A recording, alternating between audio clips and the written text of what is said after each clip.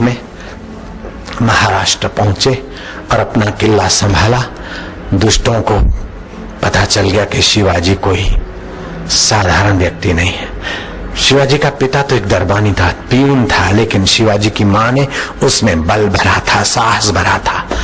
समर्थ रामदास ने उसने योग विद्या भरी थी।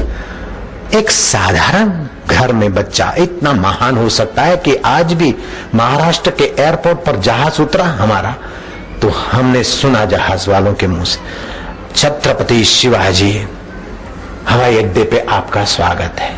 छत्रपति शिवाजी का नाम सुना है तुमने? हाँ, अभी प्रसाद के पैकेट मिलेंगे तब तुम जाओगे। मैं याद शक्ति बढ़ाने का प्रयोग सिखाता हूं तुमको, तो आप भी साहसी बनोगे, विद्या में आगे बढ़ोगे। मानो पेपर देने के दिन आए तो आपको क्या करना है, पूरा पेपर पढ़ जाना है पहले, और जो सरल सरल उसके प्रश्न दिखते हैं, उत्तर तुमको जो सरल लगा उसके टिक करते गए। सारा पेपर तुमने देख लिया, थोड़ा 1-2 सेकंड शांत बैठे, फिर जिसको टिक किया है उनके उत्तर लिखते गए, और जो कठिन लगे वो तो बच गए। आप सरल के तो उत्तर लिख दिए, अब जो कठिन लग रहे हैं, जो तुमको कठिन लग रहे दूसरे को सरल है, जो तुमको सरल है दूसरे को कठिन है। अब जो कठिन लग रहे हैं, नहीं कठिन बठिन कुछ नहीं हो सकता, उद्यम, ये पढ़े हुए में से तो आएंगे सवाल।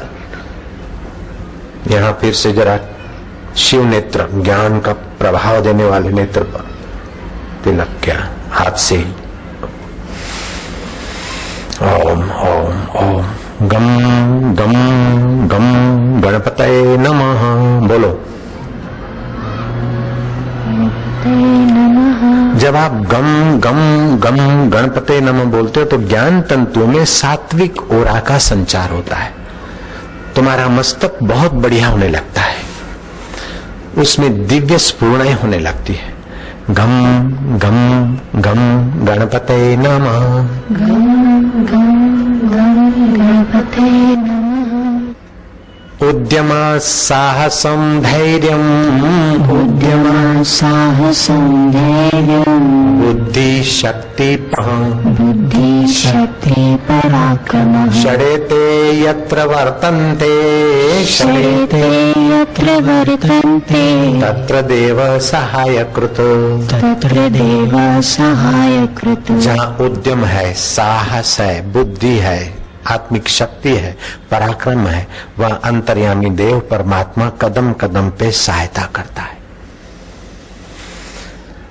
अच्छा, तो फिर क्या किया तुमने? गम गम गणपतये नमः 1-2 बार 5 बार किया, फिर यहाँ तिलक की जगह पर उंगली रखी। कठिन कठिन कुछ नहीं, सरल है, बिल्कुल सरल है। आया, आप कठिन को कठिन नहीं मानो, सरल है, और उन कठिनों के उत्तर लिखना चालू करो। सरल तो सरल है, कठिन का बाद भी तुम्हारे लिए सरल हो जाएगा और अच्छे नंबर आ जाएंगे। पटियाला है पंजाब में, वहां एक लड़की ने सुरेश को आके बताया, 10वीं कक्षा की थी, कि मैं ऐसी बुद्धू थी और गणित में तो मैं ढीली थी, लेकिन सारस्वती मंत्र लिया और बापू ने जैसा बताया ऐसा मैंने किया। मैंने गणित में से 100 में से 100% ले लिया। 100 की 100 मार्क आ गई गणित में मेरी। पटियाला में। लड़की का नाम भी जानते हैं, क्या नाम है? कोई जांच करना चाहे तो पटियाला में जांच भी कर सकता है। लड़की का नाम निवेदिता, 10वीं कक्षा की। 100 में से 100 आ गए। खैर, गणित में 100 में से 100 आ गए, या तुम इस विद्या में आगे बढ़ गए या थोड़े कम आगे बढ़े, इसकी परवाह नहीं, लेकिन योग विद्या और आत्म विद्या जीवन में बहुत जरूरी है। इन दोनों विद्या में आगे बढ़ना हो तो माता पिता को क्या करना चाहिए? माता पिता को सुबह प्रणाम करना चाहिए कि नाराज करना चाहिए? प्रणाम करना चाहिए। पौंडलिक नाम का लड़का माता पिता की सेवा करते हुए और भगवान की भक्ति की, तो ऐसी भक्ति सफल हुई कि भगवान प्रकट हुए, और आज महाराष्ट्र में पौंडलिक का तीर्थ बना है पंढरपुर, और वहां लोग मत्था टेकने जाते, भगवान उस विद्यार्थी के आगे प्रकट हुए, वो अभी भी दृश्य दिखता है। सर्व तीर्थमयी माता, सर्व देवमय पिता। मम्मी तुझे पता नहीं, मम्मी ऐसा नहीं, जरा बात में चिढ़ना नहीं, मम्मी का या पिता का चिंता का साधन नहीं बनना। माता पिता को स्नेह से और सेवा से संतुष्ट करने वाला विद्यार्थी हर क्षेत्र में आगे बढ़ जाता है। अच्छा, तुमको साहसी और बुद्धिमान बनने के लिए एक प्रयोग है, सिखाऊं तो करोगे? कथा सुनोगे? तुम जहां पर हो अपनी जगह नहीं छोड़ोगे, खड़े हो जाएंगे फिर बैठोगे फ्रेश होने के लिए, ठीक है? अपनी जगह नहीं छोड़ना, एक बार खड़े हो जाओ, हाथ ऊपर करो,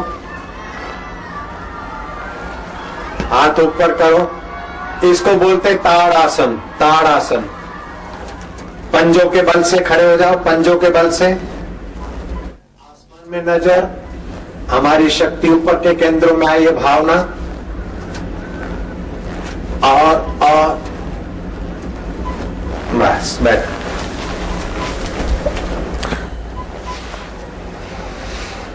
बैठ जा। जहाजों को डुबा दे उसे तूफान कहते हैं। बोलो। जहाजों को डुबा दे।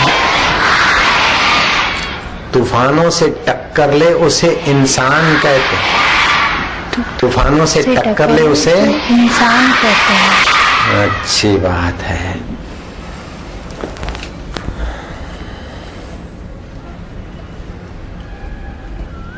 इलाहाबाद में एक साधु को देखकर बहुत लोग इकट्ठे हो गए, लेकिन वो साधु बना कैसे? महाराष्ट्र में एक लड़का था, 8वीं पढ़ता था, हरिदास।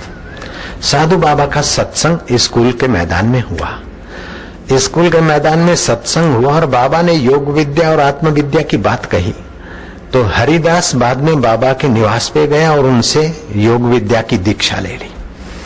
अब उसके माँ बाप भी चाहते थे कि हमारा बेटा महान आत्मा बने। वो हरिदास लड़का बाबा के संपर्क में रहा।